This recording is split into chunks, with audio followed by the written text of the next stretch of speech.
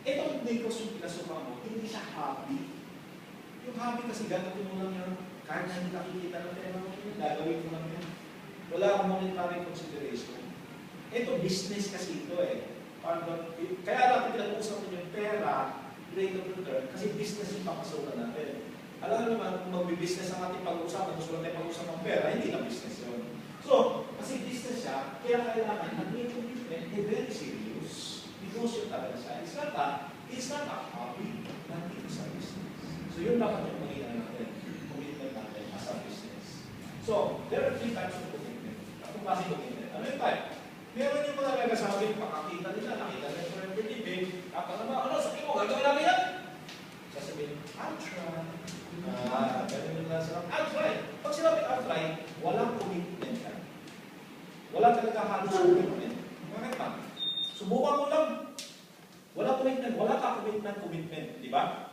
Kasi pag wala nangyari, sabi ko, susubukan ko eh. Sinubukan ko, wala naman nangyari. Isang beses ko na sinubukan. Kinausap mo yung tao katabi mo. Ayaw, tapos na, sinubukan ko, wala eh. Di ba? So, meron kang fallback. Meron kang fallback pag sabi mo, try. O, yung iba nagpapakit. Sabi mo ba, I'll do my best. Kaya lang, meron pa rin fallback position yan. Kasi pagkatapos ng panahon na ginagawa mo yung pag-ibig, hindi ka nagsasaksi. Wala pang konting success. Hindi mo pinag-aralan ng gusto. Pwede mo masabing, ano mo, I did my best. But my best just wasn't good enough. Di ba? So, meron ka pa rin pag-uusap. Alam niyo, kung talagang committed kayo, walang palusot. Walang room for palusot. Parang si Napoleon Bonaparte, siya, general ito ng French Army before. Ataka sila doon sa isang isla.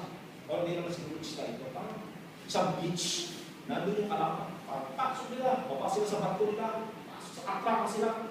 Pag-atraka nila, nakahanapin pala ng kalaban. Na-underestimate nila. So, ang dami ng kalaban. Kung hindi lang sila, ang sabi nila ko doon,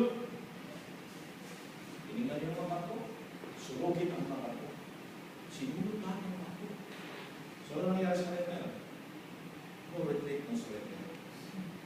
Wala ka ng option of retreat.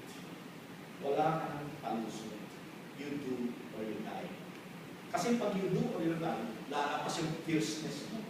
Lalabas yung tapang mo. Di ba? Kung hindi ka nag-iisip ng palus, ng I'll try or I'll do my best, lalabas yung tapang mo. Lalabas yung ano talaga na, hindi, wala na. Ano na? Pakaya kung pakaya na ito.